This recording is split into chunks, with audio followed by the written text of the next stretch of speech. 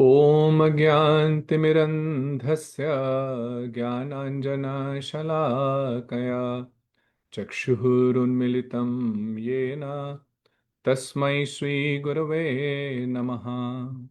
नमो विष्णुपादाय राधिकायै प्रियात्मने श्रीमद्भक्तिवेदान्त नारायण गोस्वामिनिति नामिने। श्रीकृष्णलीला कथने सुदक्षं औदार्य माधुर्य गुणैशयुक्तं वरं वरेण्यं पुरुषं महान्तं श्रीनारायणं त्वं शिरसा नमामि।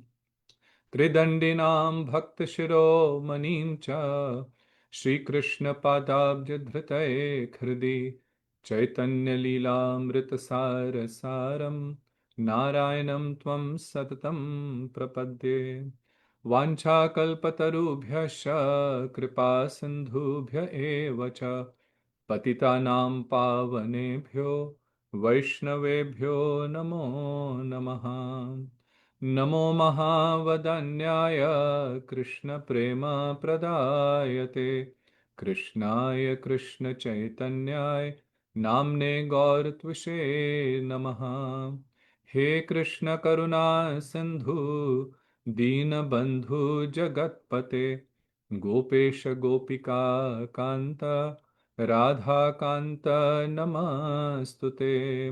श्याम सुंदर शिखंड शेखर स्मेरहास मुरली मनोहर राधिका रसिक मां कृपा निधे स्वप्रिया चरण किंकरीं कुरु।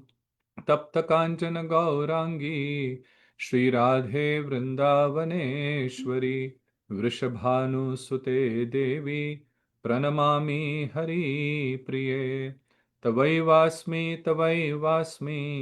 न जीवामि त्वया विना इति विज्ञाय राधे तन्नय माम चरनन्तिके।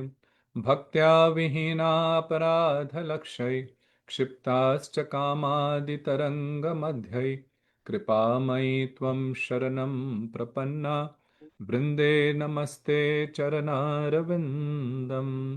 जय श्री कृष्ण चैतन्य प्रभु नित्यानंद श्री अद्वैत गदाधर शिवासादि गौर भक्त वृंद। हरे कृष्णा कृष्णा कृष्णा हरे हरे हरे राम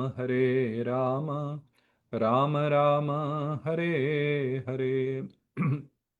सर्वप्रथम मैं अपने गुरुपाद पद्म नित्य लीला प्रविष्ट ओम विष्णुपाद अष्टोत्तरशत श्री श्रीमद् भक्ति वेदांत नारायण गोस्वामी महाराज जी के श्री चरण कमलों में कोटि शत साष्टांग दंडवत प्रणाम ज्ञापन करता हूँ।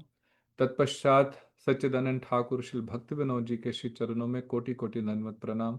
सभी रूपानुगा गुरु वर्गों के श्री चरणों में कोटि कोटि प्रणाम और सभी उपस्थित भक्तों को मेरा यथा योग्य प्रणाम। तो श्री गुरु गौरांग की हेतु की कृपा से हम लोग जैव धर्म का सुचारू रूप से पाठ कर पा रहे हैं। उन्हीं की कृपा है कि हम लोग कुछ मंद बुद्धि होने पर भी कुछ इस ग्रंथ का जो सार है, तात्पर्य है, उसको समझने का प्रयत्न कर रहे हैं। तो हम लोग 7वें अध्याय पे हैं। इसमें बहुत सुंदर सुंदर विचार भक्ति विनोद ठाकुर जी ने चंडीदास और दमयंती के उपाख्यान के माध्यम से समझाए हैं। इस अध्याय का शीर्षक आप सभी जानते हैं, नित्य धर्म और संसार। तो आज हम इस अध्याय को कंक्लूड करने का प्रयत्न करेंगे। तो पिछली बार हम लोगों ने जहां पर छोड़ा था, तो प्रश्न चल रहा था कि जो व्यक्ति घर को त्याग करके और मठ मंदिर बना करके पुनः फिर वे संसारिक विषयों में फंस जाते हैं, और यदि वे नाम भी कर रहे हैं, तो उससे क्या उन्हें वैष्णव माना जाएगा। तो यादव दास जी ने कहा था कि यदि नाम के बल पर कोई अपराध करे कि मैं कुकर्म कर रहा हूं, दुराचार कर रहा हूं, परंतु हरि नाम करने से ये सब दूर हो जाएंगे, और उसकी शक्ति पे यह सोच करके वे दुराचार निरंतर करता रहे, तो यह बहुत बड़ा नाम अपराध है, ये सातवां नाम अपराध है, और ऐसे व्यक्ति को वैष्णव भी नहीं माना जा सकता। तो तब उन्होंने प्रश्न पूछा, तो ऐसे व्यक्तियों का क्या कृष्ण संसार है? तो अनंत दास बाबा जी ने कहा कि देखो, कदापि नहीं, क्योंकि कृष्ण संसार में शठता का स्थान नहीं है। ये पिछली बार हम लोग पढ़ रहे थे कि देखो, का जो भगवान का जो संसार है, भगवान के भक्ति मार्ग में काम क्रोध लोभ मोह मद, ये सब जो है, इन सब, इस रोग का तो इलाज है। लेकिन यदि कोई व्यक्ति कपटी है, अर्थात सब कुछ समझते हुए भी बाह्य रूप से अपने को भक्त होने का अभिनय करता है, परंतु हृदय से सब प्रकार के दुराचारों का निरंतर चिंतन करता है और पीठ पीछे वह दुराचार भी करता है, तो ऐसी डुप्लिसिटी, इस कपटता को, जिसको धूर्तता कहेंगे, शठता कहेंगे, इसका कोई संसार नहीं है। अर्थात बाकी सब जो अवगुण हैं वो तो भक्ति की शक्ति से दूर हो जाते हैं, लेकिन कपटता जो है वे भक्ति मार्ग में और नीचे ले जाती है, फिर व्यक्ति भक्ति में आगे अग्रसर नहीं हो सकता। तो यदि वे अपने को ठीक समय रहने पर अपना उपचार नहीं कर ले, तो फिर यादव दास जी ने अब यही प्रश्न पूछा कि जब ऐसा व्यक्ति भक्त ही नहीं रहा, वे, उसमें वैष्णवता का गुण नहीं रहा, तो फिर उसके लिए क्या उपाय है? ये उसके लिए अभी भी कोई ऑप्शन है कि नहीं है? तो तब यादव दास जी ने कहा, अनंत दास जी ने कहा, हाँ है। यदि वे अपने समस्त दुराचारों का परित्याग कर निरपराध होकर रोते रोते निरंतर हरि नाम करें, तो फिर वे भक्तों की श्रेणी में आ सकते हैं। तो देखो, भक्ति में ये दोनों चीजें बहुत आवश्यक हैं कि सबसे पहले दुराचार का परित्याग हो। तभी हम लोग जब दीक्षा लेते हैं तो 4 नियमों को पालन करने का हम लोग प्रण करते हैं, है ना। अब क्योंकि पूर्व जन्मों के संस्कारों के कारण, इस जन्म के अनर्थों के कारण, यदि हम उन दुराचारों को नहीं त्यागें और छुप करके वे दुराचार करते रहें, तो क्या होगा कि धीरे धीरे वे भक्ति लता जो है उसको पूर्ण रूपेण से नष्ट कर देंगे। तो सबसे पहला, तो यदि कोई व्यक्ति दुराचार कर रहा है भक्ति में आने के बाद भी, तो सबसे पहले तो उस दुराचार का परित्याग करना ही पहला स्टेप है। अब दुराचार होता क्यों है? वो चित्त की दुर्बलता के कारण होता है। तो यदि अच्छे भक्तों का संग हो और यदि गुरुपद आश्रय हो और इस बात का आभास हो कि जो मैं कर रहा हूं गलत कर रहा हूं, तो फिर उस दुराचार को त्याग करके, वे कहते हैं निरपराध होकर के रोते रोते, उसका अर्थ है, गुरुदेव कहते थे, अनुताप के साथ प्रायश्चित हो। प्रायश्चित केवल हम लोगों ने एक हाँ, प्रोसेस के पॉइंट ऑफ व्यू से कि इस प्रायश्चित करना है, कि किसी ने कहा कि तुमने ये गलत बात करी और शास्त्रों में लिखा है कि इतना जाप कर लो, अथवा ये यज्ञ कर लो, या इधर जाकर के दान दे दो। इस प्रकार से यदि हम प्रायश्चित करते हैं लेकिन हृदय में जो दुराचार किया है उसके लिए अनुताप नहीं होता, ग्लानि नहीं होती, वो फीलिंग ऑफ रिमोर्स जिसको इंग्लिश में कहते हैं नहीं होता, तो क्या होगा कि वो प्रायश्चित करने के बाद पुनः चित्त की दुर्बलता के कारण फिर दुराचार होगा। इसलिए अनुताप सहित प्रायश्चित। और देखो, हमारे भक्ति विनोद ठाकुर ने इस भावना को प्रकट करते हुए कितने सुंदर सुंदर भजन लिखे हैं। आमार जीवन सदा पापे रति, नाहि का पुण्य रिलेश, ऐसा भाव होना चाहिए। वे कितने महान आचार्य हैं, भगवान के, राधा रानी के नित्य सखी हैं, है ना, उनकी मंजरी हैं। परंतु फिर भी हम लोगों को शिक्षा देने के लिए कि किस प्रकार से हमारे हृदय में अनुताप होना चाहिए, वे ये भजन के माध्यम से कैसे भक्त के हृदय में दीनता होनी चाहिए बता रहे हैं। और उनका बहुत सुंदर भजन है, गोपीनाथ मम निवेदन सुनो। इस भजन को तो हम लोगों को निरंतर पाठ करना चाहिए। तो ये अनुताप सहित प्रायश्चित क्या है? वो कह रहे हैं, गोपीनाथ मम निवेदन सुनो, विषय दुर्जन सदा कामे रत, किछु नाही मोर गुण। कि हे गोपीनाथ, आप कृपा मेरी प्रार्थना को सुने। मैं क्या हूं? विषय दुर्जन, मैं बहुत विषयी हूं, और बहुत ही पतित हूं, बहुत गंदा हूं, और सदा कामुकता में मैं रहता हूँ। सदा हर समय काम वासना में ही मेरा मन लगा रहता है, मेरे में कोई भी गुण नहीं है। और वे ये जो कह रहे हैं वे वास्तव में अपने हृदय से इस भाव को प्रकट कर रहे हैं। और ऐसा ही भाव होना चाहिए। जब देखो हम ये भजन गाते हैं ना, तो भजन में भले लय और ताल नहीं हो, भले साथ में मृदंग और करताल नहीं हो, भले हमारा सुर जो हो वो बेसुर हो, उससे कोई फर्क नहीं पड़ता। परंतु ये वास्तव में जो भजन में भाव है वो होना चाहिए। वास्तव में यदि ऐसा अनुताप हो, फिर कहते हैं, गोपीनाथ नियत चरण स्थाना, मागे ए पामर, कांदिया कांदिया, करो हे करुणा दाना। गोपीनाथ, वो कह रहे हैं, गोपीनाथ हे प्रभु, हे गोपियों के ईश्वर, नियत चरण स्थान, मुझे निरंतर अपने चरणों का स्थान दीजिए। मांगे ए पामर, पामर मैं जो पतित हूं, मैं आपसे केवल यही प्रार्थना कर रहा हूं, कांदिया कांदिया, रोते रोते, करो है करुणा दान, आप अपनी कृपा मुझे प्रदान करें। तो इसको कहते हैं अनुताप। ये बहुत सुंदर तीन भजन है गोपीनाथ। आप सब लोग इसका अवश्य कभी गायन किया होगा। तो ये कीर्तन जो है, जो पद हैं, गुरुदेव कहते थे सारे शास्त्रों का जो सार है, वो भक्ति विनोद ठाकुर जी, नरोत्तम दास ठाकुर, इन सबके भजन में वही सार, वही तत्व सिद्धांत इन सब भजनों में है, इन कीर्तनों में है। तो इसलिए इस भाव से यदि कोई प्रायश्चित करे तो वह कहते हैं कि वे पुनः भक्तों की श्रेणी में आ सकते हैं।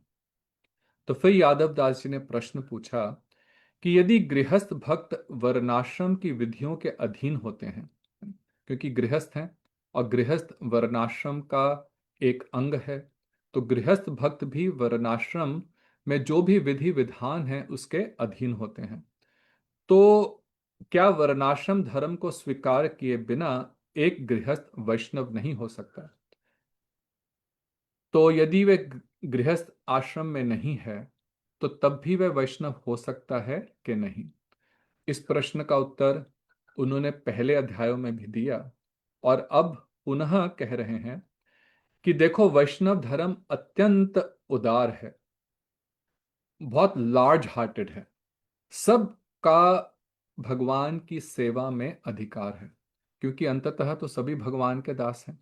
और भगवान ने इस जगत की रचना इसलिए नहीं करी कि हम इसी जगत में बंधे रह करके नित्य कष्ट प्राप्त करते रहें। ये तात्पर्य नहीं है। केवल इसलिए कि हम अपनी गलती को समझ करके भगवान के चरणों में पूर्ण रूपेण समर्पित होकर के उनसे प्रेम की भावना हृदय में उत्पन्न हो, और भगवान के नित्य धाम जा करके नित्य उनकी सेवा करें। तो ये वैष्णव धर्म का तात्पर्य है, बहुत उदार है, जीव मात्र के लिए है।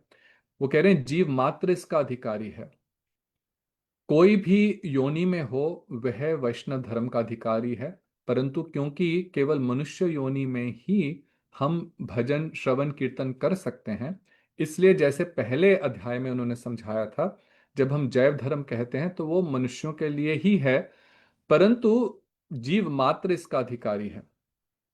अब वो आगे कहते हैं कि देखो, अंत्यज जाति के मनुष्य भी वैष्णव धर्म ग्रहण करके गृहस्थ रह सकते हैं।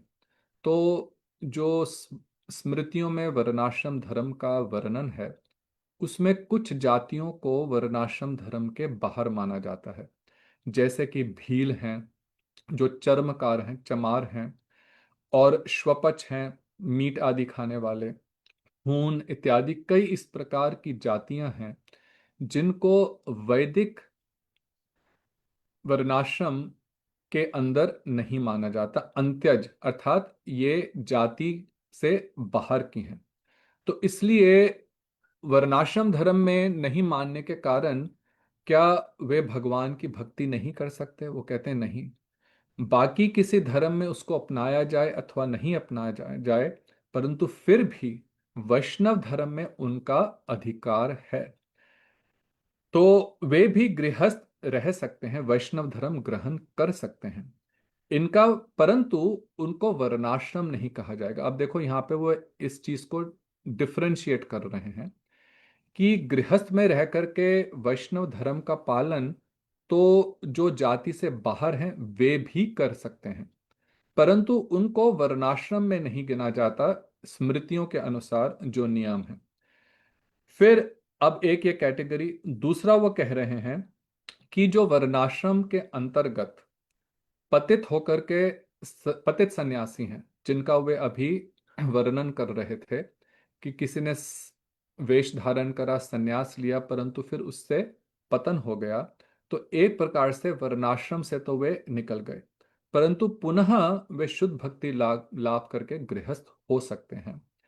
इनकी भी कोई वर्णाश्रम विधि नहीं होती, अथवा जो लोग अपने दुराचारों के कारण वर्णाश्रम धर्म से पतित हो चुके हैं, वे और उनकी संतान आदि साधु संघ के प्रभाव से शुद्ध भक्ति का आश्रय करते हुए गृहस्थ भक्त होवें, तो इनका भी वर्णाश्रम नहीं होता। अतएव गृहस्थ भक्त दो प्रकार के होते हैं, वर्णाश्रम धर्म युक्त और वर्णाश्रम धर्म रहित।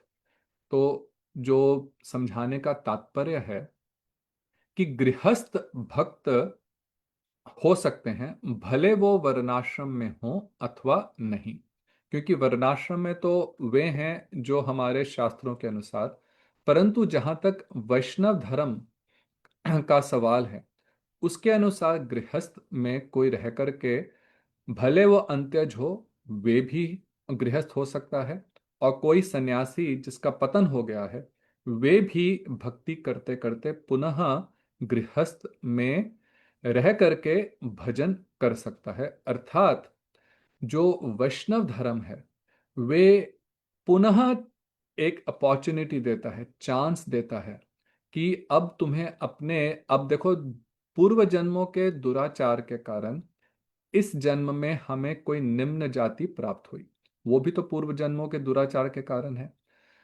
तो उसका अर्थ यह नहीं है कि तुम एटर्नली हमेशा उसी निम्न जाति में रहोगे। उसी प्रकार से इस जन्म में भी यदि कोई व्यक्ति दुराचार करके उसका पतन हो जाता है तो उसको भी फिर ये एक अपॉर्चुनिटी मिलती है, उसको मौका मिलता है, अवसर प्राप्त होता है कि वे यदि पश्चाताप करके अनुताप सहित हरिनाम करते हुए भक्तों का संग करके वे पुनः भक्ति में स्थित होकर के गृहस्थ में रह सकते हैं। तो देखो हमारा जो सनातन धर्म है वे बहुत उदार है। बाकी कुछ धर्मों में तो ये कॉन्सेप्ट है कि यदि आप इस जन्म में, यदि आप उनके जिनके जो भी उनके ध्येय हैं जिनकी पूजा करते हैं यदि उनको नहीं माने तो आप हमेशा के लिए या तो जाकर के नरक में रहेंगे अथवा हमेशा जाकर के स्वर्ग में रहेंगे। तो ये बहुत ही बेसिक कॉन्सेप्ट है। तो भगवान जो हैं वो बहुत कृपालु हैं। यदि हम माता पिता होते हुए भी बच्चा यदि एक बार गलती करता है तो ऐसा तो नहीं ना उसको हमेशा के लिए घर से निकाल देते हैं, उसको फिर अवसर देते हैं, फिर वो गलती करता है फिर उसको अवसर देते हैं। तो उसी प्रकार से भगवान भी अपने भक्तों को पुनः पुनः अवसर देते हैं, परंतु केवल वही एक बात है, कपट नहीं होना चाहिए।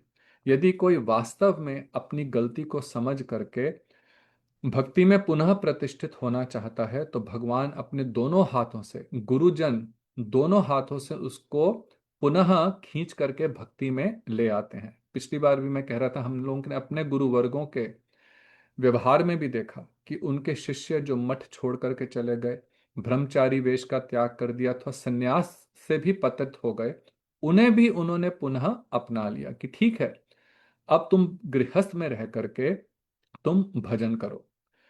तो अब उन्होंने बताया दो प्रकार के गृहस्थ हैं, एक जो वर्णाश्रम के अनुसार हैं और दूसरे जो वर्णाश्रम धर्म से रहित हैं परंतु फिर भी गृहस्थ हैं। तो यादव दास जी ने प्रश्न पूछा, इन दोनों में से श्रेष्ठ कौन है? तो अनंत दास बाबा जी ने कहा, देखो, श्रेष्ठता तो भक्ति के तारतम्य से, कि किसकी भक्ति कितनी उन्नत है, उसके आधार पर निश्चित होता है। इसका वर्णाश्रम से कुछ भी लेना देना नहीं है, ना तो वर्ण से ना ही आश्रम से। ऐसा नहीं है कि जो ब्राह्मण है वही श्रेष्ठ है भक्ति में, ना ही ऐसा है कि जो सन्यासी है वही श्रेष्ठ है। जिसकी भक्ति श्रेष्ठ है, अर्थात जो जितना भगवान के प्रति आश्रित है, हृदय से, केवल बाह्य रूप से नहीं, जो हृदय से दीनहीन होकर के भगवान के प्रति आश्रित है, तो उसी की भक्ति, जिसकी भक्ति श्रेष्ठ है वे ही श्रेष्ठ है। इसके बहुत, हम लोगों ने पिछले अध्यायों में भी इसके बहुत प्रमाण देखे, कि भले कोई श्वपच है, अर्थात श्वपच का अर्थ होता है जो कुत्ता खाता है ना, अर्थात मांसाहारियों में भी जो सबसे निम्न है, लेकिन यदि वे भी भक्त है, तो पहली तो बात यह है कि जो भक्त होगा वे कभी कुकर्म करेगा नहीं। लेकिन शास्त्रों में ये इसलिए कहा गया, ये समझाने के लिए कि यदि कोई इतना भी कुकर्मी है, परंतु यदि वे भक्त है, तो उस ब्राह्मण से जो भक्ति में नहीं है, केवल स्मार्त रीति से, केवल रिचुअल्स करता है ना, उससे वो व्यक्ति जो श्वपच है वे श्रेष्ठ है। परंतु वो कह रहे हैं कि यदि भक्तिहीन है, भक्ति नहीं है, तो व्यवहारिक दृष्टि से जो वर्णाश्रम करने वाला है, पालन करने वाला है, वह व्यक्ति श्रेष्ठ है, क्योंकि उसमें एटलीस्ट धर्म तो है, वो वर्णाश्रम धर्म का तो पालन कर रहा है। और बाकी क्या है, दूसरे दो हैं, वो या तो अंत्यज हैं या वो पतित हो गए हैं। तो किंतु पारमार्थिक दृष्टि से दोनों ही अधम है, क्योंकि दोनों भक्तिहीन है। तो कहने का तात्पर्य है, यदि भक्ति नहीं हो तो वास्तव में हम जो भी कर रहे हैं वे श्रम एव ही केवलम, वे केवल और केवल व्यर्थ का श्रम, अर्थात यूजलेस लेबर है। उसका अंततः कोई भी अर्थ नहीं है। देखो, ये जो एक बहुत ही सूक्ष्म पॉइंट है, सटल पॉइंट है, वो धर्म में रहने वाले भी इस बात को समझ नहीं पाते, कि हम जो कर रहे हैं उसका ध्येय क्या है, उसका प्रयोजन क्या है। इसलिए गुरुदेव कहते थे कि सबसे पहले हमें समझना चाहिए कि हमारा साध्य क्या है, हम पाना क्या चाहते हैं। जो हम जितने प्रकार के भी व्रत करते हैं, जाप करते हैं, कथा सुनते हैं, इन सब साधनों का तात्पर्य क्या है? यदि तात्पर्य केवल संसार के सुख भोगना है, यदि तात्पर्य केवल जन्म मरण के चक्र से मुक्त होकर के निर्विशेष ब्रह्म में लीन हो जाना है, जो कि अधिकतर लोग इसी को समझते हैं, स्वर्ग की प्राप्ति है, हमें दुखों से मुक्ति हो जाए, यदि केवल इतना ही तात्पर्य है, तो ठीक है, आप जो कर रहे हैं उसका कुछ फल मिलेगा, कि आपको कुछ क्लेश से मुक्ति हो जाएगी, स्वर्ग की प्राप्ति भी हो जाएगी, अगले जन्म में खूब धन की प्राप्ति हो सकती है। लेकिन वास्तव में जो धर्म का तात्पर्य है वो प्राप्त नहीं होगा। जन्म मरण से मुक्त होकर के भगवान की प्रेमा भक्ति और उनके धाम की प्राप्ति नहीं होगी। तो इसलिए वो कह रहे हैं कि पारमार्थिक दृष्टि से दोनों ही अधम है, क्योंकि दोनों भक्तिहीन है। तो अब उनका प्रश्न हुआ, कि आखिर के दो तीन प्रश्न हैं। वे कहते हैं कि क्या किसी गृहस्थ व्यक्ति को गृह त्यागी का वेश ग्रहण करने का अधिकार है? कि जो व्यक्ति गृहस्थ है और गृहस्थ में रहते हुए वो गृह त्यागी का वेश धारण कर ले, तो अनंतदास बाबू जी कहते हैं नहीं, उसे ऐसा नहीं करना चाहिए, क्योंकि ऐसा करने से आत्मवंचना और जगत वंचना होती है। आत्मवंचना अर्थात अपने को धोखा दे रहा है, और जगत वंचना अर्थात दुनिया को धोखा दे रहा है। और देखो, कलयुग है ना, मैं किसी का नाम तो नहीं लूंगा, लेकिन ऐसे देखने में आते हैं जो गृहस्थ हैं, पुत्रियां हैं, पुत्र भी हैं, लेकिन गेरुए वस्त्र धारण करके उन लोगों ने अपनी संस्थाएं बना करके वे गुरु बने हैं। गुरु बनने में कोई प्रॉब्लम नहीं है, गृहस्थ रह करके भी आप गुरु हो सकते हैं, लेकिन यहां पे वो कह रहे हैं कि उसे गृह त्यागी का वेश नहीं धारण करना चाहिए, क्योंकि इस प्रकार से वे अपने को भी धोखा दे रहे हैं और जगत को भी धोखा दे रहे हैं। दोनों प्रकार के दोष इसमें हैं। गृहस्थ व्यक्ति को कौपीन आदि धारण करना, गृह त्यागी वेश आश्रय संतों की हंसी उड़ाना और उनका अपमान करना है।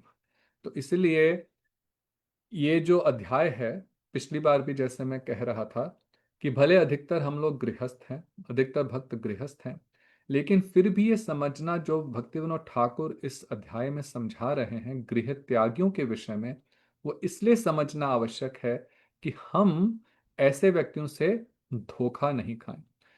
गृहस्थ होकर के भी वे प्रचार भी कर सकते हैं, वे हरिनाम दीक्षा आदि भी दे सकते हैं, परंतु जैसे पिछली बार भी विचार किया था कि ना तो वह किसी को वेश दे सकते हैं, संन्यास नहीं दे सकते क्योंकि स्वयं गृहस्थ हैं, और उन्हें स्वयं भी वे वेश धारण नहीं करना चाहिए।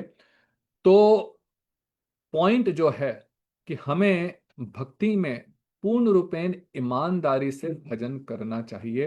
केवल संसार को दिखाने के लिए, अपनी प्रतिष्ठा समाज में बनाने के लिए इन कारणों से भजन नहीं करना चाहिए, क्योंकि इसके द्वारा हम जगत को कुछ समय के लिए तो बेवकूफ बना सकते हैं, प्रतिष्ठा प्राप्त कर सकते हैं, धन प्राप्त कर सकते हैं, परंतु सोच करके देखो उसका लाभ क्या है। वे अपने को भी नरक की ओर लेकर के जा रहे हैं और जो उनको फॉलो कर रहे हैं उनका भी कोई लाभ नहीं है। तो फिर यादव दास जी प्रश्न पूछते हैं, बाबा जी महाशय क्या वेश ग्रहण करने के लिए कोई शास्त्र पद्धति है? तो अनंत दास बाबा जी ने कहा, देखो स्पष्ट रूप से तो शास्त्रों में कोई वर्णन नहीं किया गया कि किस प्रकार से संन्यास वेश धारण करना चाहिए, परंतु ऐसा कहा गया है कि जो ब्राह्मण हैं, द्विज हैं, वे ही केवल संन्यास ग्रहण कर सकते हैं। अब देखो द्विज कौन है, ब्राह्मण कौन है? तो ये जो ब्राह्मण है वे पुनः इस बात को समझेंगे कि वे जन्म से नहीं है, परंतु वे अपने गुणों से कोई ब्राह्मण, वैश्य आदि बनते हैं। तो श्रीमद् भागवतम में एक श्लोक है जो यहाँ पे छठे अध्याय के 7वें अध्याय में कह रहे हैं कि यस्य यत लक्षणम प्रोक्तम पुंसः वर्णाभिव्यंजकम यत अन्यत्र अपि दृश्येत तत्तेन एव विनिर्दिशेत। कि यस्य यत लक्षणम प्रोक्तम, भले कोई किसी भी वर्ण में हो, परंतु जैसे उसके लक्षण हैं उसके द्वारा वर्ण अभिव्यंजकम, उसके द्वारा उसके वर्ण का निरूपण करना चाहिए। यत अन्यत्र अपि दृश्येत, कि अन्य इस लॉजिक के अनुसार, इस के अनुसार, इस नियम के अनुसार यदि वे अन्य वर्णों में भी कोई व्यक्ति उत्पन्न हुआ है, परंतु यदि उसमें ब्राह्मण के गुण हैं तो वह ब्राह्मण ही माना जाएगा और उसे फिर संन्यास दिया जा सकता है। तो भक्तिविनोद ठाकुर कहते हैं इसी शास्त्र विधि के अनुसार संन्यास उनको भी देने की प्रथा चली जो कि ब्राह्मण कुल में जन्म नहीं लिए, और इसी के अनुसार हमारे गुरुजनों ने भी किसी भी जाति का कोई भी व्यक्ति हो,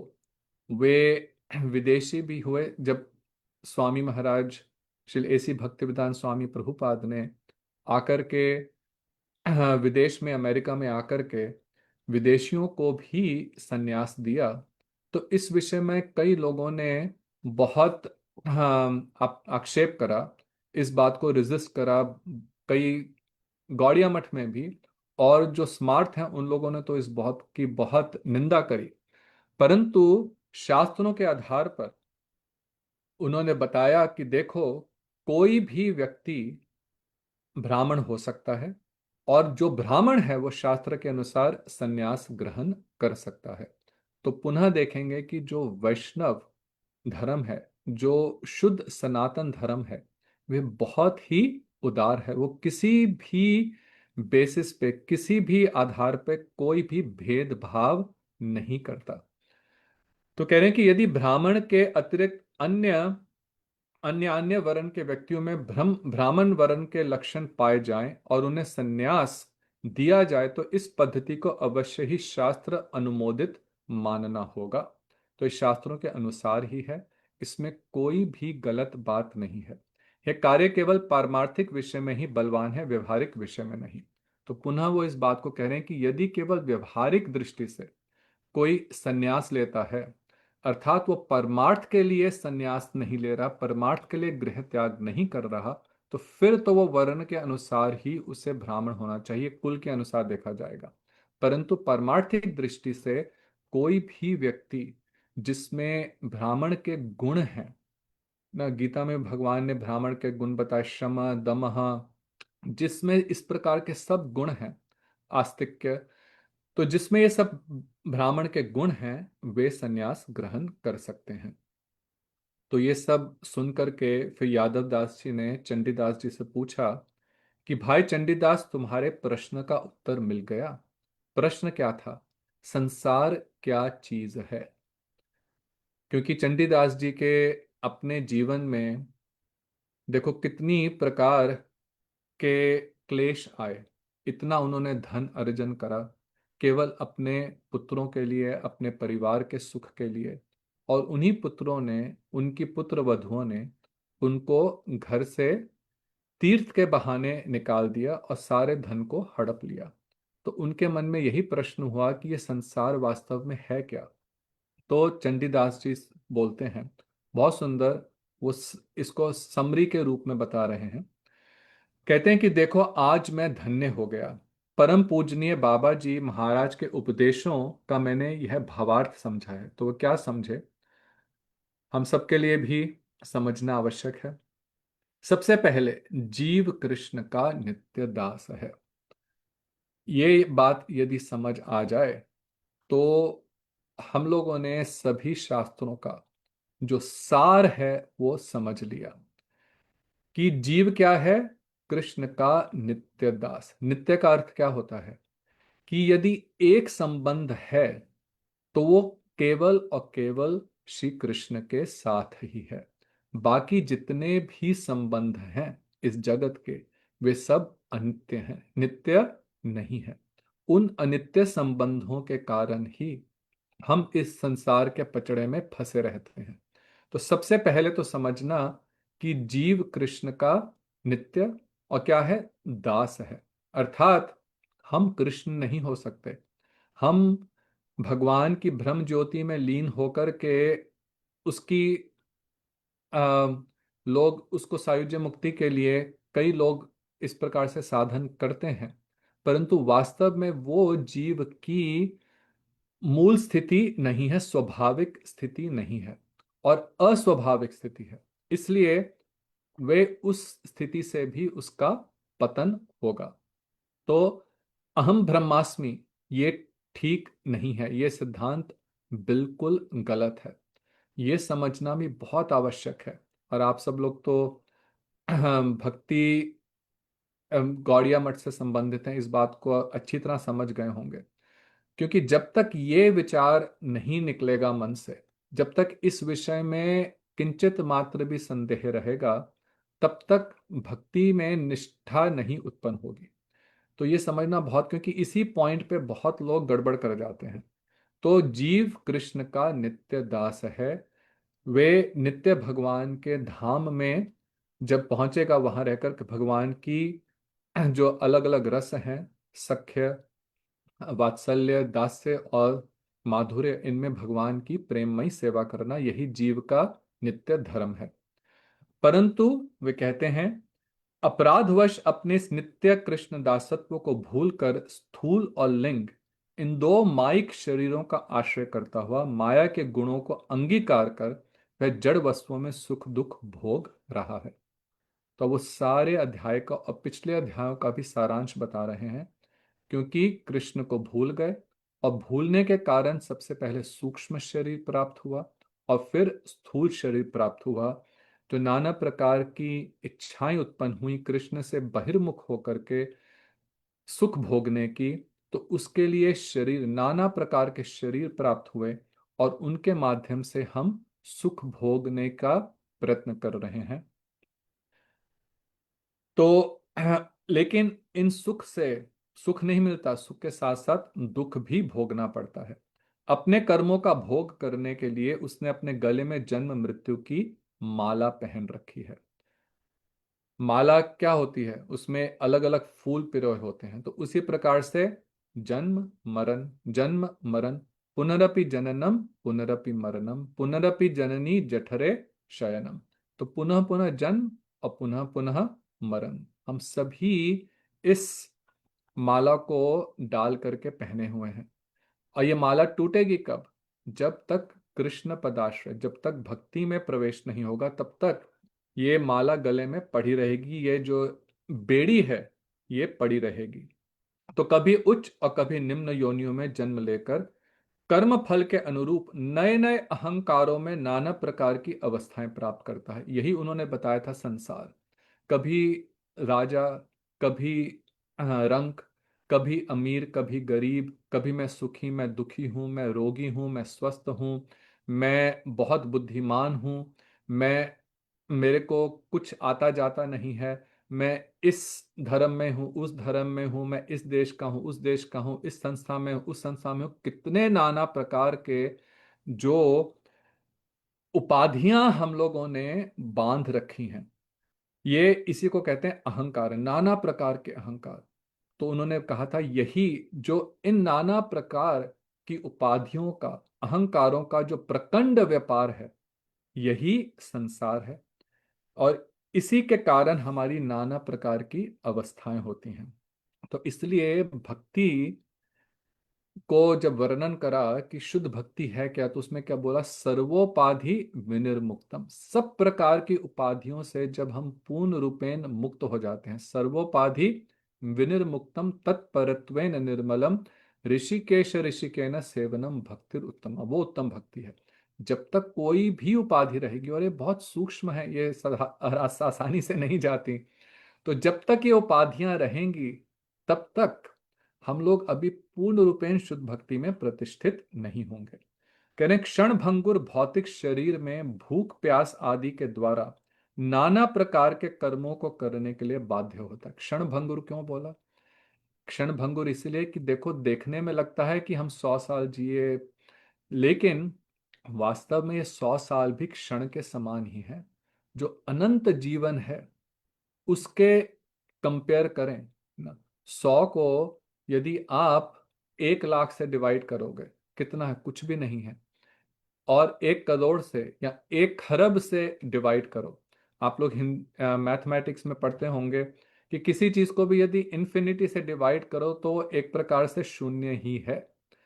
तो इसलिए क्षण भंगुर, हमारा जो अनंत समय से इस संसार में जो हम बंधे हुए हैं, उसके सामने तो केवल क्षण भंगुर है। लेकिन उसी क्षण भंगुर के लिए हम कितना प्रयत्न करते हैं, कितना प्रयत्न करते हैं उस क्षण भंगुर जीवन को ठीक रखने के लिए। उसके लिए नाना प्रकार के कर्मों को करते हैं। और कर्मों का करना तो एक, लेकिन साथ साथ दुष्कर्म करते हैं। तरह तरह के अभावों की कल्पना करके अत्यंत दुखी हो पड़ते हैं। देखो, बहुत सुंदर चीज कह रहे हैं। वो कह रहे हैं अभाव है नहीं, लेकिन हम उसकी कल्पना करते हैं। मेरे पास आजकल तो विशेष करके हो गया, मेरे पास अभी देखो नया आईफोन आया, वो नहीं है तो अभाव हो गया। इसी अभाव में लोग दुखी होते रहते हैं। तो न्यूज़ में कई बार देखा जाता है, किसी बच्चे को चाहिए था नया फोन, और माता पिता ने लेकर के नहीं दिया, तो उसने जाकर के पिताजी को ही चाकू मार दिया। तो ये नाना प्रकार के हमारे को अभावों की क्या है, अभाव है नहीं। हम लोगों के पास खाने के लिए, पहनने के लिए, रहने के लिए काफी है, परंतु हमें फिर भी लगता है कि अभाव है। और उसी कारण हम 99 के फेर में फंसे रहते हैं और दुखी होते रहते हैं। भांति भांति के रोग शरीर को सर्वदा जर्जरित करते हैं।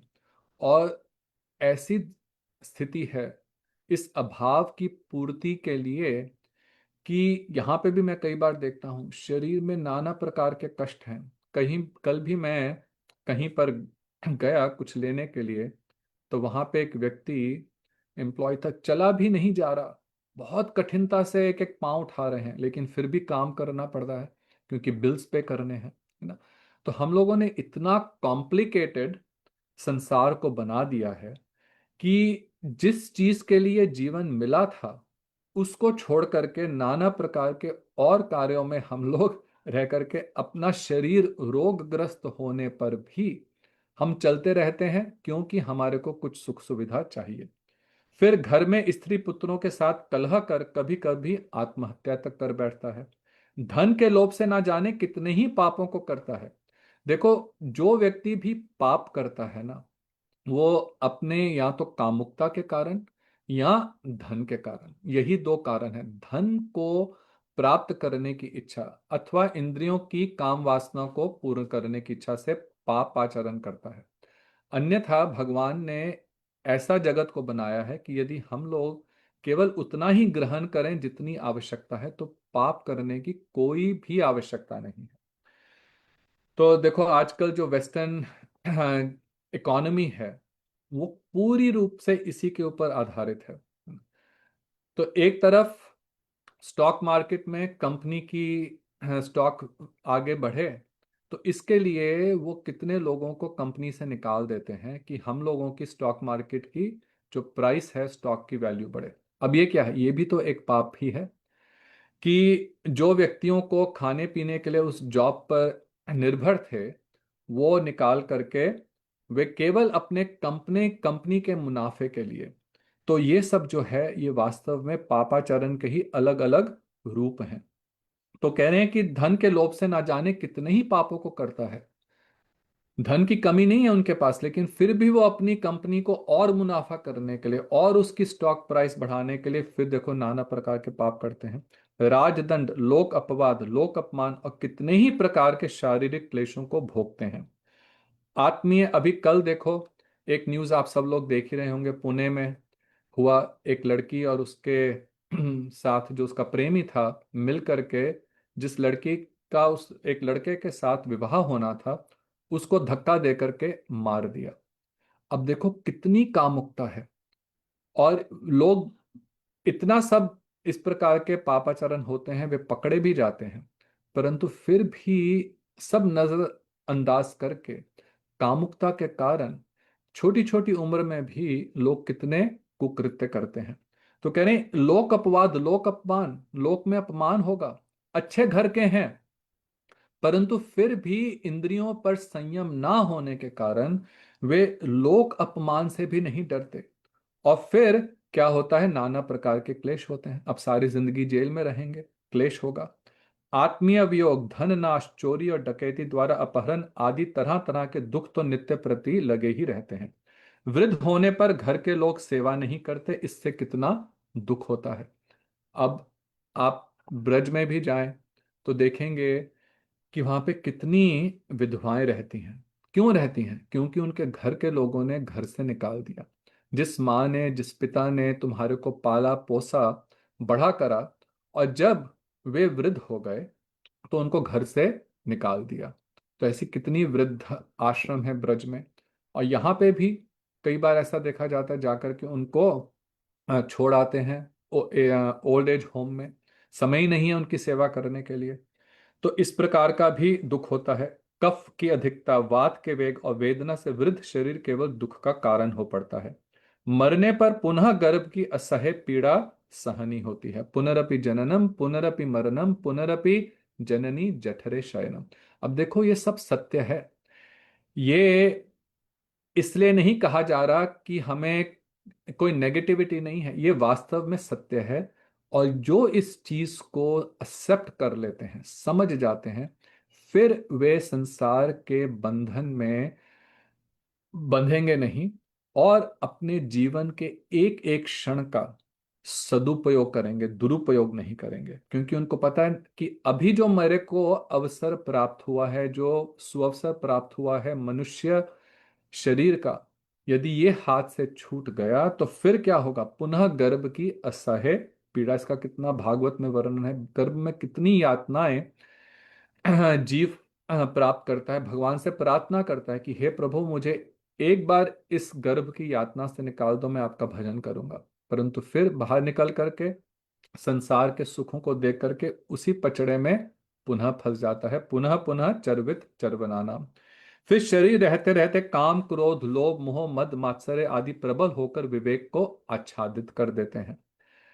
अब देखो, ये एक एक जो पॉइंट है ये हम सब अपने जीवन में अनुभव करते हैं।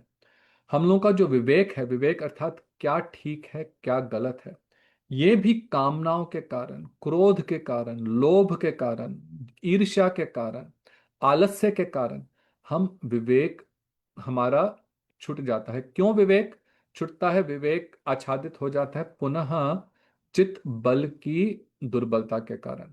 क्योंकि अभी हम लोग भजन में पूर्ण रूपेण प्रतिष्ठित नहीं है, इसलिए सब कुछ सुनने के बाद भी, समझने के बाद भी उसके अनुसार हम लोग व्यवहार नहीं कर पाते, उसके अनुसार हम अपना जीवन जी नहीं पाते। अभी चित्त की दुर्बलता है। अब वो कहते हैं कि अब मैं संसार का वास्तविक अर्थ समझ गया हूं। मैं बाबा जी के चरणों में बार बार दंडवत प्रणाम करता हूं। वैष्णव जगत के गुरु हैं। जो वास्तव में यथार्थ वैष्णव है, वही वास्तव में जगत में त्रस्त होते हुए, क्लेश पा रहे जीवों को ऐसा ज्ञान दे सकते हैं, शुद्ध भक्ति का ज्ञान दे सकते हैं कि नित्य संसार के बंधन से मुक्ति हो। तो कह रहे हैं वास्तव में जगत के जो गुरु हैं वो वैष्णव ही हैं। वैष्णवों की कृपा से आज मैं संसार का यथार्थ ज्ञान लाभ कर सका हूं। तो ये हम लोगों का भी कितना सौभाग्य है कि गुरुजनों के अनुगत्य में हम भी इसको समझ पाए हैं। नहीं तो अधिकतर लोग तो इन्हीं पचड़ों में फंसे हुए हैं, लेकिन इस बात को समझ भी नहीं पाते। इसी अज्ञानता में सारा जीवन निकल जाता है। तो हम लोगों का बहुत सौभाग्य है। अनंत दास बाबा जी महाशय के सद उपदेशों का श्रवण कर सभी लोग एक स्वर से साधु साधु कहने लगे। तो फिर सबने मिलकर के लाहिड़ी महाशय जो थे, जिनका पिछले अध्यायों में वर्णन था, तो अब वे भी वहीं रह करके भजन करते थे प्रद्युम्न कुंज में, और बहुत सुंदर सुंदर पद लिखते थे। आपको यदि स्मरण हो, पिछले सत्र में हम लोगों ने लाहिड़ी महाशय का जो उपाख्यान है वह सुना था। तो वे वास्तव में, उनको राग रागनी का बहुत ज्ञान था। अब वे पूर्ण रूपेण वैष्णव हो गए, बहुत सुंदर सुंदर पद लिखते थे। तो उनका जो रचित एक पद सब लोग, भक्त लोग कीर्तन करने लगे और बहुत आनंद से विभोर होकर के नृत्य करने लगे। सभी लोग एक स्वर से बोल उठे, चंडीदास बड़े भाग्यवान हैं। क्यों भाग्यवान हैं? क्योंकि आज वैष्णवों के संग में आकर के वे समझ गए कि संसार क्या चीज है। देखो, हरि कथा श्रवण करने का लाभ तभी है जब हम उसके सार को ग्रहण करके अपने जीवन में परिवर्तन कर सकें। केवल हरि कथा श्रवण करी, एक कान से सुनी दूसरे कान से निकाल दी और टस से मस नहीं हुए, तो ठीक है, कुछ सुकृति तो अवश्य होगी। परंतु अभी हमारे सौभाग्य का उदित नहीं हुआ, क्योंकि हमारी खूंटी जो है, जैसे किश्ती की खूंटी जो अगर बंधी हो आ, तट से, तो कितना भी उसको चलाएंगे, वो जो नाव है वो आगे नहीं बढ़ेगी। तो उसी प्रकार से जब तक हम इसको हृदय से ग्रहण नहीं करें, जो हम लोग हरि कथा में श्रवण करते हैं, अगर हृदय से ग्रहण करें जैसे चंडीदास जी ने करा, तो वास्तव में हम सौभाग्यवान हैं। तो अब थोड़ा सा दिन ढल रहा था, तो यादव दास जी ने कहा, चंडीदास चलो हम लोग उस पार चलें। वे लोग मायापुर उस दूसरे वे लोग थे कुलिया द्वीप में, कोल द्वीप में, जहाँ पे हम लोगों का देवानंद गौड़िया मठ और केशव जी गौड़िया मठ है। तो उन्होंने अपनी कुटिया कोल द्वीप में बनाई थी। वहां से गंगा जी को पार करके वे गोद्रुम आए थे। हम लोग भी जब नवद्वीप परिक्रमा में जाते हैं तो इसी प्रकार से गंगा जी को पार करके गोद्रुम जाते हैं। तो अब उन्होंने कहा कि चंडीदास चलो हम लोग उस पार चलें। जो चंडीदास ने हंसकर उत्तर दिया, आप पार करें तो मैं भी पार हूं।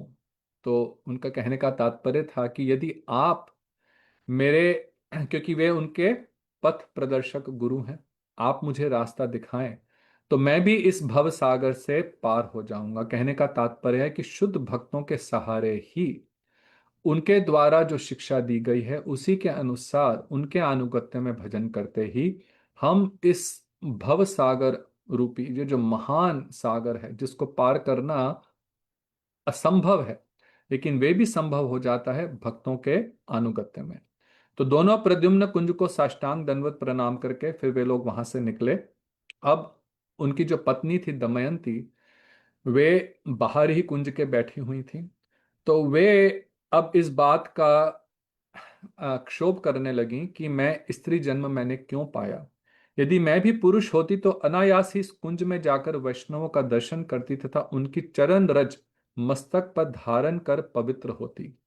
काश मैं जन्म जन्म इस नवद्वीप में वैष्णवों की दासी होती और उनकी सेवा कर जीवन सार्थक करती। तो ये भाव उत्पन्न होना, यही हमारे भजन का उद्देश्य है। कृष्ण प्रेम की वासना उत्पन्न होना, यही यही हमारे भजन का उद्देश्य है। वैष्णवों की सेवा की वासना उत्पन्न होना। तो जब हम हरि कथा श्रवण करते हैं, जब संग करते हैं, तो हमारे हृदय में यदि वास्तव में ये इच्छा उत्पन्न हो कि मैं भी इस प्रकार से भजन कर सकूं, मैं भी धाम में रह करके भजन कर सकूं, मैं भी इस प्रकार से, फिर उस वही लालसा उत्पन्न हो कृष्ण की सेवा करने की जिस प्रकार से श्रीमती राधिका के अनुगत्य में रूप मंजरी रमन मंजरी ये कृष्ण की सेवा कर रही हैं, राधा जी की सेवा कर रही हैं। तो मेरे हृदय ऐसी यदि हृदय में उत्कट लालसा उत्पन्न हो, तो यही हमारे को भक्ति में आगे ले जाकर के उस स्थिति में पहुंचा देगी।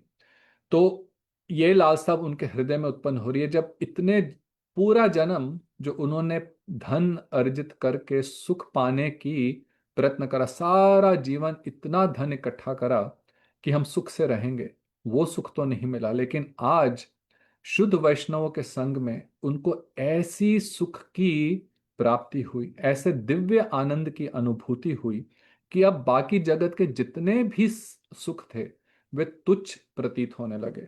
और अब हृदय में ऐसी लालसा उत्पन्न हुई कि केवल इसी जन्म में नहीं, हर जन्म में मैं यहीं नवद्वीप में दासी बन करके वैष्णवों का संग करूं, उनकी सेवा करूं, तो मेरा जीवन सार्थक होगा।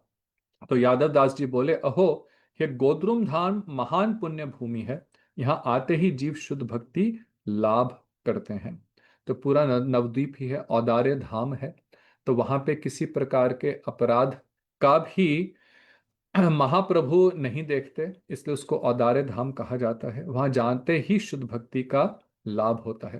परंतु देखो, इसमें भी एक विचार है।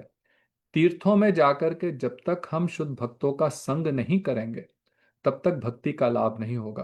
तभी हम लोग देखते हैं कि तीर्थ में रहने वाले भी, जो वहाँ के निवासी हैं, वे भी भक्ति नहीं करते और बार कई प्रकार के कुकर्म भी करते हैं। तो गुरुदेव कहते थे ब्रज में रहने से कोई ब्रजवासी नहीं होता, लेकिन ब्रज का भाव होना चाहिए। तो नवद्वीप है, ब्रज है, तो भाव जो है पुनः वही है। हम कीर्तन कर रहे हैं, हरि नाम कर रहे हैं, हरि कथा कर रहे हैं, तीर्थवास कर रहे हैं। जो इम्पोर्टेंट है, जो मुख्य चीज है, वो है हमारा भाव कैसा है। परंतु यदि भावपूर्वक कोई वास करे तीर्थों में, तो उससे बढ़कर के तो और क्या हो सकता है।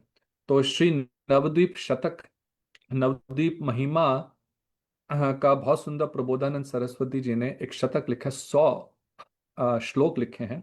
उनमें एक बहुत सुंदर श्लोक है, ना लोक वेद उदित मार्ग भेद ही आविश्य संक्लिश्यते रे विमूढ़ हठेन सर्वम परिहृत्य गौडे श्री गौद्रुमे पर्ण कुटीम कुरुध्वम। अरे मूढ़ जीव, तू लोक और वेद का आश्रय कर नाना प्रकार के धर्मों का आचरण करने पर भी दुखी हो रहा है।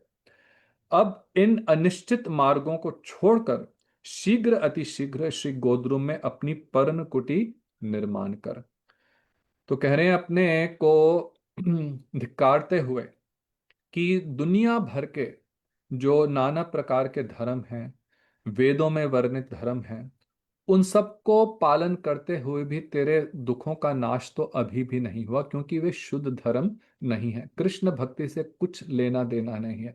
नाना प्रकार के यज्ञ कर लो, दुनिया भर के व्रत रख लो, नाना प्रकार के तीर्थों को भ्रमण कराओ, सब कुछ कर लो, लेकिन जब तक कृष्ण के प्रति, भगवान के प्रति, जिस रूप में भी आपकी किसी की भगवान राम के प्रति है, किसी की कृष्ण के प्रति है, किसी की द्वारकाधीश के प्रति है, तो परंतु जब तक भगवान में विमल रति उत्पन्न नहीं होगी तब तक क्या है, श्रम एव ही केवलम। तो अभी तक तो दुख ही पा रहा है।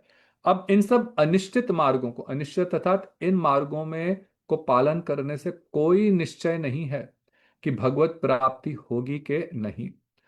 लेकिन कृष्ण गीता में साफ कहते हैं कि जो मेरा भजन कर रहा है, कि जो मेरा भजन कर रहा है वे अवश्य ही मुझे प्राप्त करेगा। माम तु उपेत्य, वो मुझे ही अवश्य प्राप्त करेगा जो मेरा भजन कर रहा है। वो कह रहे हैं इसलिए गोद्रुम में निवास करो। तो इस प्रकार वे लोग हरि कथा करते हुए गंगा जी को पार करके वापस अपने कुलिया ग्राम में पहुंचे। अब जो चंडीदास जी थे और उनकी पत्नी दमयंती, उनके अंदर एक अद्भुत वैष्णव भाव प्रकट होने लगा। माया का संसार उन्हें बिल्कुल ही स्पर्श ना कर रहा हो। अब उनका जीवन किस में निकलता, वैष्णव सेवा, सदा कृष्ण नाम कीर्तन और सब जीवों पर दया उनका भूषण बन गया। पहले वो धन और जेवर को अपना आभूषण मानते थे, लेकिन अब वैष्णवों की सेवा करना, नित्य हरि नाम संकीर्तन करना और जीव मात्र पर दया करना, यही उनका आभूषण बन गया, अर्थात यही उनका जीवन का तात्पर्य हो गया। तो इस प्रकार से धन्य है वैष्णव कृपा और धन्य है श्री नवद्वीप भूमि। तो इस प्रकार से अब ये 7वां अध्याय समाप्त होता है। गुरुदेव और भक्तिविनोद ठाकुर जी की हेतु की कृपा से लंबा अध्याय था, तो हम लोगों ने धीरे धीरे इसका पाठ करा। बहुत सुंदर सुंदर विचार थे। आप लोग इसको पुनः पाठ करके यदि इस अध्याय में कोई भी प्रश्न है तो आप लोग अवश्य पूछ करके सब प्रकार के संदेह को का देखो निवारण करने का प्रयत्न करना चाहिए जितना यथासंभव है।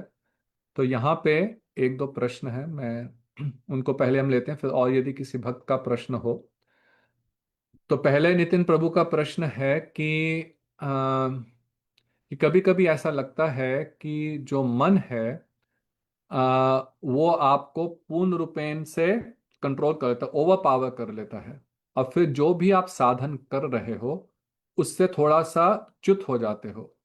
चित्त की शक्ति कैसे बढ़ाएं, how to be more determined in bhakti. तो देखो बहुत सुंदर प्रश्न है, और इसी के लिए हम लोगों को उपदेशामृत और माधुर्य कादम्बरी इन ग्रंथों का पाठ करना चाहिए, क्योंकि हम कैसे इन अलग अलग फेजेस से निकलते हैं, और ये सभी इस यात्रा से निकलते हैं, सभी भक्त इस यात्रा से निकलते हैं, क्योंकि अंततः मन ही तो है जो सब प्रकार के क्लेशों का निवास स्थान है ना। तो 3 प्रकार के क्लेश हैं, आध्यात्मिक, आधि भौतिक और आधि दैविक। हम लोगों को दूसरे लोगों से तो क्लेश मिलता है, देवताओं से अर्थात प्रकृति के कारण, कभी धूप है कभी गर्मी है, वो क्लेश तो हैं, वो फिर भी सहनीय है। लेकिन जो मन क्लेश देता है ना वो बहुत ही असहनीय है। अब इसको किस प्रकार से हम लोग स्ट्रांग करें, तो गीता में भगवान ने बताया ना, अर्जुन ने भी तो यही प्रश्न पूछा था, जो आपका प्रश्न है वही अर्जुन का भी प्रश्न था, कि चंचला ही मनः कृष्ण वा चंचला ही मनः कृष्ण वायो इव सुदुष्करम, कि इतना ये मन जो है वो चंचल है कि इसको कंट्रोल करना वायु के वेग को कंट्रोल करने से भी कठिन है। वायु और इव सुदुष्करम, बलवत, बहुत बलवान है। तो भगवान ने कहा अभ्यास और वैराग्य, इन दो से सबसे पहला भगवान ने बोला अभ्यास, कि हम लोग अभ्यास यदि करेंगे तो धीरे धीरे करते करते करते जो मन है वो वशीभूत होगा। करत करत अभ्यास के जड़मति होत सुजान, रसरी आवत जात सिल पर परत निशान, है ना। कि जो रस्सी है वो पत्थर है, पहले कुआं होता था तो उस पे जो पुली होती थी वो पत्थर की बनी होती थी, उसके ऊपर से रस्सी बार बार आते जाते आते जाते आते जाते, जो पत्थर जिस पे निशान नहीं पड़ सकता उस पे भी निशान पड़ जाता है। तो इसलिए हम लोग भी यदि अपने हृदय को टटोल करके देखें तो ये तो आप इस बात की तो अनुभूति अवश्य होगी कि जहां से हमने प्रारंभ किया था, जहां से दौड़ शुरू करी थी, जहां से यात्रा शुरू करी थी, थोड़ा सा तो हम आगे बढ़े हैं, है ना, थोड़ा सा तो आगे बढ़े हैं। नहीं तो हम अभी भी इस मार्ग में नहीं होते, है ना। तो कहीं ना कहीं तो हम लोग को हरि नाम करने का, कथा श्रवण करने का, भक्तों के संग का फल प्राप्त हुआ है।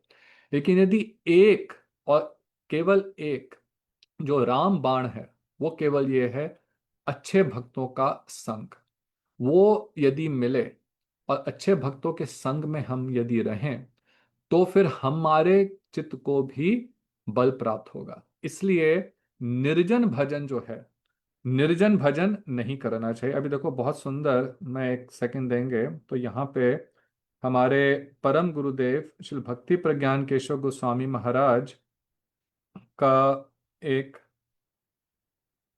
बहुत सुंदर कोट आया था। तो हाँ, तो उसमें उन्होंने लिखते हैं, परम गुरुदेव लिखते हैं, solitary bhajan is another name for sense gratification and as such is opposed to Hari bhajan. तो कह रहे हैं कि जो लोग भक्तों के संग में नहीं रह करके अलग से बैठ करके मैं भजन करूंगा, तो वो कह रहे हैं कि ये जो है, ये इंद्रिय तृप्ति का दूसरा नाम है। 100% of the people in this category are seen to fall down. इसलिए जो परम गुरुदेव कह रहे हैं कि देखो, भक्तों का संग जो है वो बहुत आवश्यक है। अब भक्त भी जो अच्छे भक्त हैं, जो दृढ़ भक्त हैं, वही थोड़ा कलयुग में ऐसे भक्तों को मिलना भी कठिन होता है, परंतु यदि हम वास्तव में प्रार्थना करें तो येन केन प्रकारेण यदि हम भक्तों के संग में रहें तो धीरे धीरे उनके व्यवहार को देख करके, किस प्रकार से वे भजन करते हैं, किस प्रकार से उनकी स्थिति है, हम लोग भी भक्ति में अग्रसर होंगे। और फिर रूप गोस्वामी के जो उपदेश हैं, उत्साह निश्चय धैर्यात्, इस सबको समझना कि उत्साह रखें, निश्चय रखें, धैर्य रखें। ये यात्रा अभी तो शुरू हुई है, लेकिन अवश्य यदि हम लोग निष्कपट रूप से भजन करते रहें तो हमारे जो ध्येय है उसकी प्राप्ति अवश्य होगी। तो दूसरा आपने प्रश्न पूछा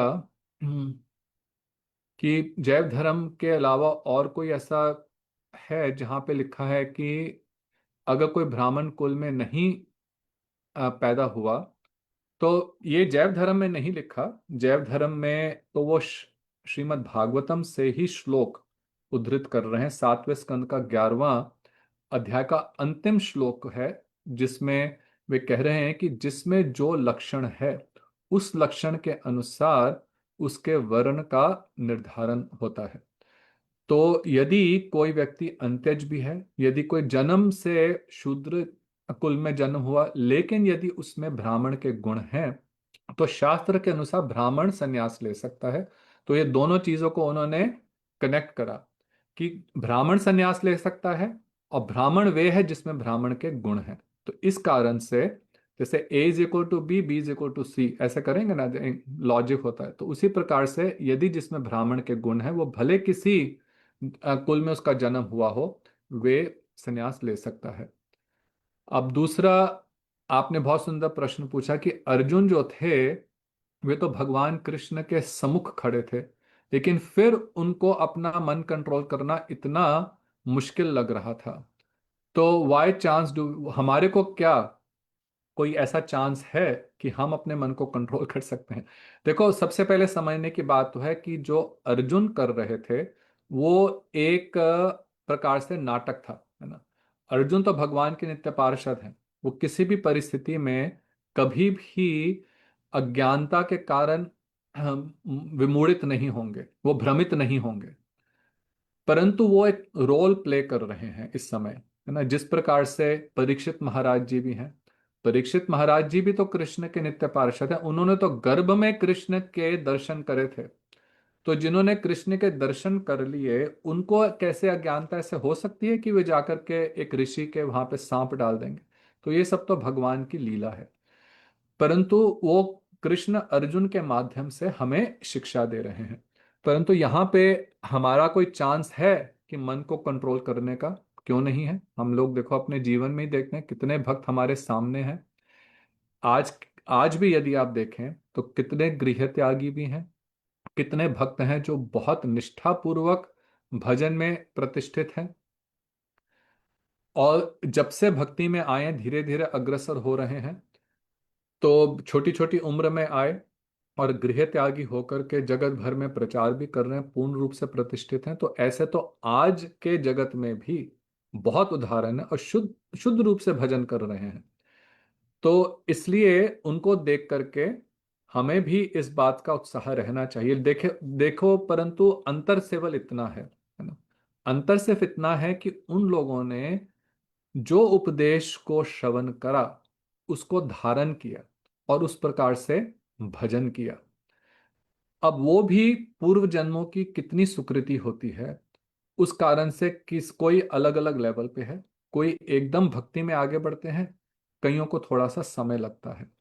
तो इसलिए ये तो अवश्य है कि मन पूर्ण रूपेण वशीभूत हो सकता है। हमने अपने गुरुजनों को देखा, कितने नाना प्रकार के कष्ट आए। प्रचार करना, देखो कोई ऑफिस में काम करना आसान है, अपना बिजनेस खोलना उसको बढ़ाना उसमें भी कई प्रकार के प्रॉब्लम्स आती हैं, लेकिन जगत भर में प्रचार करना ये कोई साधारण नहीं है। कितने प्रकार के कष्ट आते हैं। हम लोग तो जब गुरुदेव को मिले थे, एक छोटे से मठ में छोटे से कमरे में गुरुदेव का भजन कुटीर थी, लेकिन इतना उसके बाद पूरे जगत में प्रचार हुआ। भक्तिवेदांत स्वामी महाराज, उन्होंने कितना प्रचार करा। तो वो अपने जीवन से शिक्षा दे रहे हैं कि इतनी नाना प्रकार की कठिनाइयों के आने पर भी वे विचलित नहीं हुए। तो ये हमारे सामने साक्षात प्रमाण है, साक्षात। तो इसलिए हम लोगों को भी यह विश्वास रखना चाहिए। परंतु जिस प्रकार से कोई भी रोग है, उसके लिए जब तक आप प्रॉपर मेडिकेशन टाइम से नहीं लेंगे तो वो रोग दूर नहीं होगा। तो उसी प्रकार से जो भक्ति के नियम हैं, अब उसके लिए कौन कितना प्रयत्न करता है वो सब हमारे इंडिविजुअल एफर्ट पे है। ठीक है? तो लेकिन मन ऐसा नहीं है, उसको कंट्रोल करना कठिन अवश्य है, परंतु असंभव नहीं है, असंभव नहीं है। बहुत सुंदर प्रश्न आपके प्रभु जी। और किसी का प्रश्न है? धन्यवाद प्रभु जी। हाँ जी।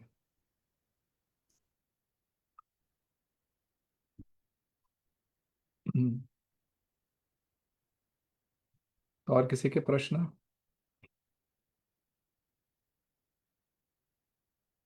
तो चलिए, हम लोगों का आज ये 7वां अध्याय समाप्त हुआ। अब अगली बार से 8वां अध्याय करेंगे। अगले वीकेंड हम लोग क्लास नहीं करेंगे, एक वीकेंड का ब्रेक दे करके फिर हम लोग 8वां अध्याय प्रारंभ करेंगे। तो इस बीच में यदि आपका कोई भी 7वें अध्याय से संबंधित प्रश्न है या पहले के अध्यायों से संबंधित प्रश्न है, तो आप लोग मुझे व्हाट्सएप से भी भेज सकते हैं। तो प्रयत्न करके इस अध्याय को पूरा पढ़ें, और अगली बार हम जब प्रारंभ करेंगे तो इसका बहुत संक्षेप में एक बार रिवीजन करके फिर 8वें अध्याय को प्रारंभ करेंगे। ठीक है? तो आप सबका बहुत बहुत धन्यवाद। गौर प्रेमानंदे, हरि हरि बोल। श्री गुरुदेव की जय। हरे कृष्ण। दंडवत प्रणाम धन्यवाद। प्रभु। प्रभु जी धन्यवाद प्रणाम। दंडवत प्रणाम।